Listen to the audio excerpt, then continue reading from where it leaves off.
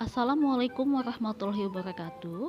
Anak-anak, hari ini kita akan membahas soal PTS Ganjil kelas 8 tahun pelajaran 2020-2021.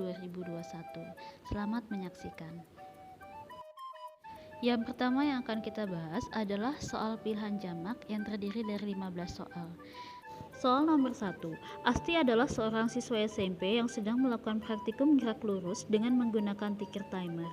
Dari hasil praktikum jejak tikir timer dalam pita seperti gambar berikut ini, yang sesuai dengan GLB adalah: GLB atau gerak lurus beraturan adalah gerak yang lintasannya lurus dan kecepatannya tetap, atau perbandingan antara jarak dan waktunya adalah sama.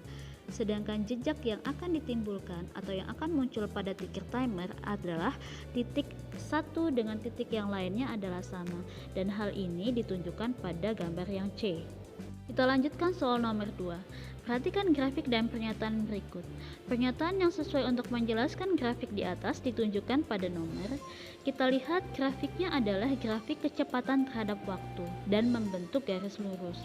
Artinya grafik ini memiliki kecepatan yang tetap.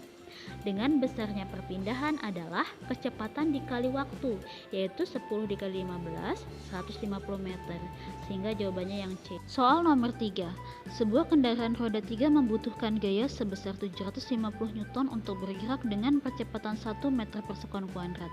Masanya adalah: diketahui gaya sebesar 750, percepatan 1 meter per sekon kuadrat, maka massa adalah gaya dibagi percepatan, 750 dibagi 1 sama dengan 750 kg.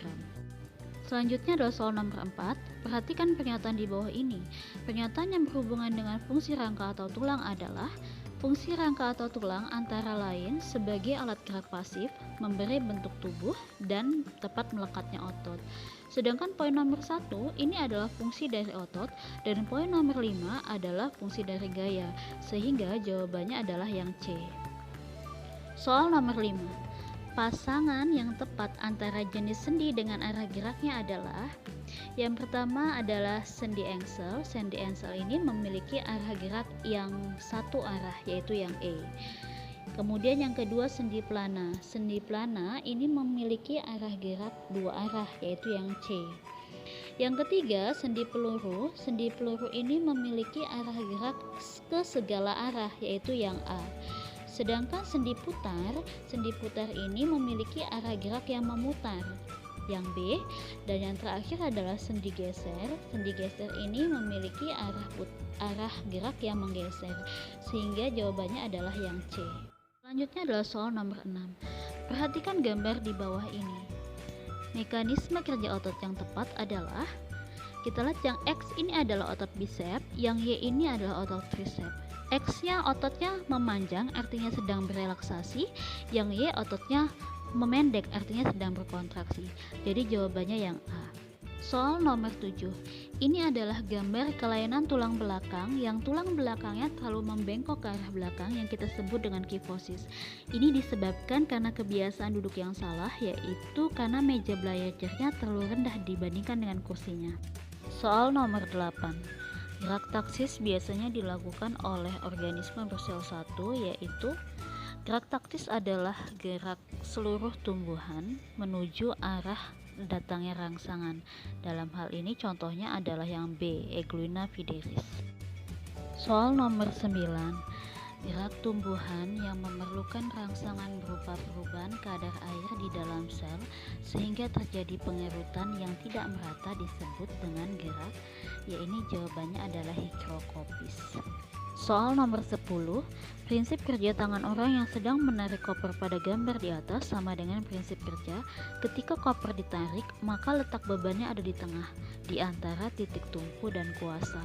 Artinya ini pengungkit jenis kedua. Soal nomor 11. Berikut merupakan gambaran skematis tangga yang ada di rumah Budi. Panjang tangga atau L tersebut adalah 10 meter, sedangkan ketinggiannya atau H adalah 4 meter. Keuntungan mekanisnya adalah: kita ketahui bahwa keuntungan mekanis mempunyai rumus L per H atau panjang dibagi ketinggian. Artinya 10 dibagi 4 sama dengan 5/2. Soal nomor 12, ketika kita menebang pohon, kita dapat mengetahui umur pohon tersebut dengan cara melihat garis yang menunjukkan hasil kegiatan dari suatu masa pertumbuhan. Garis tersebut disebut dengan lingkar tahun. Selanjutnya soal nomor 13. Bulu akar merupakan organ yang berfungsi untuk menyerap air dan mineral. Bulu akar merupakan perkembangan dari jaringan paling luar, yaitu adalah jaringan epidermis yang D. Kita lanjut soal nomor 14. Untuk uji fotosintesis itu ada dua percobaan, percobaan Ingenhousz dan percobaan Sachs. Ingenhousz membuktikan bahwa fotosintesis menghasilkan oksigen, dan Sachs ini membuktikan bahwa fotosintesis menghasilkan amilum seperti pada nomor 14. Soal terakhir, soal 15, lapisan pelindung daun tumbuhan yang menginspirasi pembuatan lapisan mengkilap cat pada mobil adalah C. Cuticula. Kita lanjut soal esai nomor 1. Berat sebuah benda 4,9 Newton dan masanya 500 gram. Percepatan gravitasinya adalah, diketahui beratnya 4,9 Newton, masanya 500 gram, kita ubah menjadi 0,5 kg. Maka percepatan gravitasinya adalah, percepatan gravitasi dirumuskan sama dengan berat dibagi dengan massa. 4,9 dibagi 0,5 sama dengan 9,8 meter per sekon kuadrat. Nomor 2. Perhatikan gambar di bawah ini. Jelaskan nama masing-masing otot di atas beserta ciri-cirinya. Yang A ini adalah otot rangka, ciri-cirinya sel terlihat garis melintang, bekerja secara sadar. Yang B adalah otot jantung, berbentuk silinder panjang dan bekerja secara tak sadar. Yang C adalah otot polos, berbentuk gelondong, bekerja secara tidak sadar. Soal nomor 3. Hubungan antar tulang akan memungkinkan terjadinya gerakan. Berikan 4 jenis persendian beserta contohnya. Ini ada 5 ya sebenarnya, cuma diminta 4. Ada sendi plana, sendi geser, sendi putar, sendi peluru, sendi engsel. Soal nomor 4. Perhatikan gambar. Urutkan bidang miring yang memiliki keuntungan mekanis dari yang terbesar hingga yang terkecil. Keuntungan mekanis mempunyai rumus untuk bidang miring adalah panjang lintasan L dibagi ketinggian H. Sehingga untuk gambar nomor 1 keuntungan mekanisnya ada 3, nomor 2 2,33, nomor 3 1,6, nomor 4 2. Sehingga jika diurutkan dari yang terbesar hingga yang terkecil adalah 1, 2, 4, dan 3. Soal terakhir esai adalah soal nomor 5. Apakah fungsi dari jaringan gabus? Jaringan gabus merupakan perkembangan dari meristem sekunder yang berfungsi untuk mencegah terjadinya penguapan air yang berlebihan dari batang tumbuhan.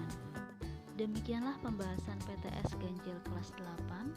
Semoga kalian dapat menyimak dengan baik, bisa dipahami, bermanfaat, dan ibu akhiri wassalamualaikum warahmatullahi wabarakatuh.